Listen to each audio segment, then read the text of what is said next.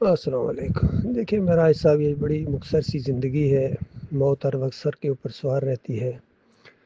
ایک ایسی بات جو ہمارے درمیان بالکل مشترک ہے، اس پر اگر اکٹھے نہیں ہو سکتے ہیں تو کم از کم وہی بات ہم اپنے اپنے جگہ سے بیان کریں۔ یہ تو میں سب گروپوں کو کہتا ہوں، پہلے ایک کوشش کی تھی ان کو اکٹھا کرنے کی، آپ کو بھی پتہ ہے، آپ نے بھی کوشش کی لیکن وہ نہیں ہوئے ہیں۔ تو اب میں ان کو کہتا ہوں کہ کم از کم یہ جو توحید کی بنیادی دعوت ہے، موٹی دعوت، رد شرک کفر بالطاغوت، جو ڈاکٹر عثمانی رحمۃ اللہ علیہ کے ذریعے اٹھی ہے، اس کو پھیلاؤ۔ ڈاکٹر صاحب کا لٹریچر پرنٹ کرو اور محنت کرو، اور آپس میں کم از کم ایک دوسرے کو برا بلا نہ کہو، کافر مشرک نہ کہو۔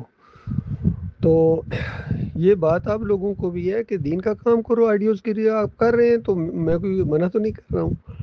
اگر میں ایک اور ہتھیار استعمال کر رہا ہوں اللہ کے دشمنوں کے خلاف، جو زیادہ افیکٹو ہے، جو زیادہ لوگ سنتے ہیں، یقین کریں کتنے ویڈیوز ہیں وہ لاکھوں کے حساب سے سنے جاتے ہیں، اور میں کوئی ویوز بڑھانے میں یہ نہیں کہ کوئی میں کما رہا ہوں، میں تو اللہ کے دین کے لیے مجھے خوشی ہوتی ہے، سنتے ہیں لوگ، لائک بھی اگر کرتے ہیں اور یہ دعوت پھیل رہی ہے تو میں تو اللہ کے دین کے لیے کر رہا ہوں، توحید کو پھیلانے کے لیے، رد شرک کے لیے کر رہا ہوں۔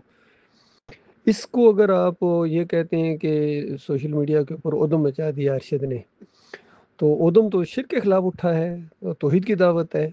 تو اس کو جس انداز سے آپ لے رہے ہیں، یقین کیجئے میں آپ کو ایک پرانے تلقات کی وجہ سے بھی اور آپ کی عمر کی وجہ سے بھی کہ یقین کریں اللہ بہت غیور رب ہے۔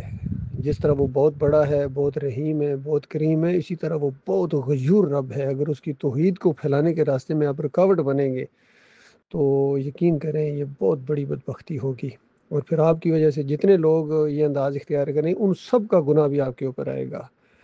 اور اگر آپ اس کے اوپر جمے رہے اور اللہ سے معافی نہ مانگی اس دنیا کے اندر، تو آگے جا کے آپ مزید یعنی عقیدے کی خرابی میں بھی مبتلا ہو سکتے ہیں۔ لہٰذا اللہ کا خوف کریں اور اپنے لوگوں کو بھی بلکہ منع کریں، چونکہ سارے آپ کی مٹھی میں ہیں، مانتے ہیں آپ کی بات کو، جتنے بھی یہ 5-6 آدمی ہیں۔ تو ابھی ایک بھائی نے مجھے بتایا، سنے کہ آپ کے گروپ میں کوئی توحید کا کلپ اس نے میرا لگایا یا کوئی تحریر لگائی، تو آپ لوگوں نے اس کو ریئیکشن کیا، تو کس کو ریئیکشن کیا بتائیے؟ اللہ کی خالص توحید کو بھی آپ نہیں سنتے ہیں، آڈیوز کے اندر بھی نہیں سنتے ہیں۔ ہونا تو یہ چاہیے، ٹھیک ہے آپ ویڈیوز کے خلاف ہیں، وہ آپ کی سمجھ کی بات ہے، لیکن آڈیوز میں جو توحید بیان ہوتی ہے اس کے تو مخالف نہ ہوں۔ یہ حجت آپ کے اوپر قائم ہو گئی ہے کہ آپ اس کا مطلب ہے توحید کے ساتھ پرابلم ہے، کہ توحید کی آڈیوز بھی آپ کو برداشت نہیں ہے، توحیدی تحریریں بھی آپ کو برداشت نہیں ہیں، تو اس پر ذرا نظر ثانی کریں، بڑی مشکل میں پڑ جائیں گے۔ یقین کریں یہ زندگی بڑی چند لمحوں کی زندگی ہے، ہمیشہ کی زندگی آخرت کی زندگی ہے، وہاں عقیدے اور توحید کے اوپر فیصلہ ہونا ہے کہ کس نے توحید کا ساتھ دیا تھا، سچائی کو اپنایا تھا، سچائی کا ساتھ دیا تھا۔ تو اچھائی کے معاملوں میں، نیکی کے معاملوں میں اللہ کا حکم ہے تعاون کرو، اور برائی کے معاملے میں تعاون نہ کرو۔ تو یہ جو ویڈیوز کے ذریعے توحید پھیلائی جا رہی ہے، یہ اچھائی ہے یا برائی ہے؟ یاد ہے آپ کو فیاض محمود نے جب اس کو برائی کہا تھا تو کتنا ہم نے اس کو ایکشن لیا تھا، بعد میں اس نے بہرحال توبہ بھی کر لی۔ تو اب آپ اس کو برائی سمجھ رہے ہیں، پھر اس کو حرام اور حلال کا مسئلہ آپ لوگوں نے بنا دیا ہے۔ یہ تو اللہ اپنے نبی کو اجازت نہیں دیتا کسی حلال کو حرام کہا جائے، تو یہ تو صرف ایک اجتہاد کا معاملہ ہے۔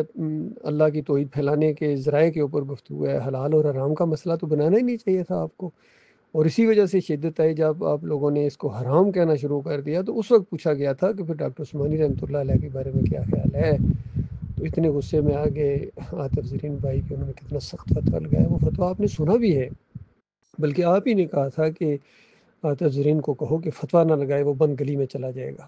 تو اسی پر اس کو یقین کرے ہم سمجھاتے رہے، کمال خان بھائی بھی اس کو سمجھاتے رہے، دیکھو فتویٰ نہ لگاؤ، تو لیکن وہ باز نہیں آئے ہیں۔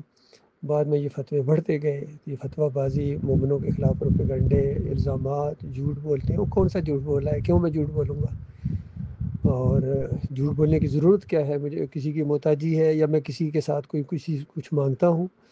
میں تو اپنے مالک کا بندہ ہوں، اپنے رب کی توحید کو بیان کرتا ہوں، اور آخری زندگی کے سانس تک میں کرتا رہوں گا۔ میں نے اپنی جان اور اپنا مال اور اپنی ساری ہر چیز کا سودا اپنے مالک سے کر لیا جنت کے بدلے میں۔